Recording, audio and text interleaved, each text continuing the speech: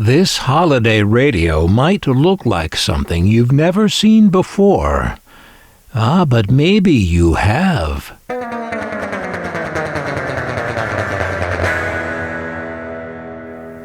What a great-looking little portable radio this holiday is. There's interesting trim and a nameplate in gold. There's more gold, too. The handle, the thumbscrew, and even the little dial pointer station indicator. That little arrow isn't just printed on there. It's a tiny piece of actual metal trim. The handle swings down for carrying the radio in your coat pocket, or back for using it as a table stand, or up for carrying the radio around. The handle, as you can see, is much more than just a simple band of metal. This is one deluxe little radio. Over here on the back, we see that it's missing some part of the latch. Access to the chassis is not through the back on a radio like this, but through the front. All you can do from the back is load batteries.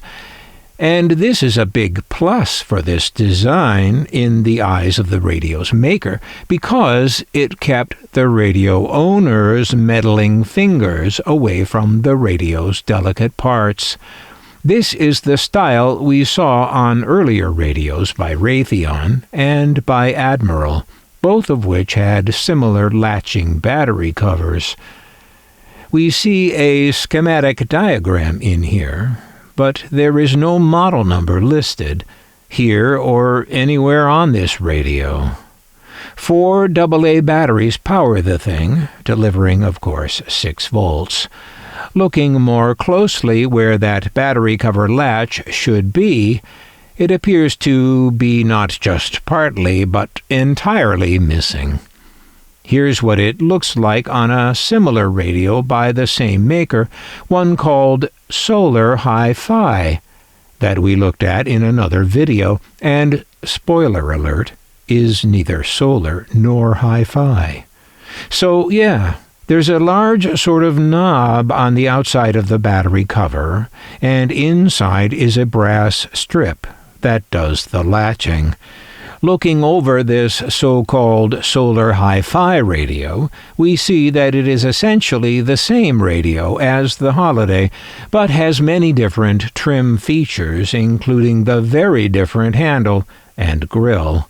The knob appears the same, as well as our little metal pointer for the tuning dial. Just to confuse you thoroughly, here's another radio, trimmed out with the same style details as the Solar Hi-Fi, but this one bears the Holiday name. So, another Holiday, but different. These interchangeable names and styles are part of the fun in collecting these things. Having a look inside through the front, we see an unusual placement of the ferrite antenna bar on the bottom. This large open tuning capacitor helps give a clue about the date of this radio, which I guessed to be 1959 or 1960. That tuning capacitor implies it is probably the earlier date, or even earlier than that. And we have documentation, better than my guesses, for dating this radio. While looking over the offerings from Olympic Radio and Television recently, I came across this 1959 Olympic catalog, and, well, there's our Holiday, the fancy version, as an Olympic Model 771. Olympic, having for years sold transistor radios made in the United States, contracted with the Holiday folks for this one of their first outsourced radios made in Japan.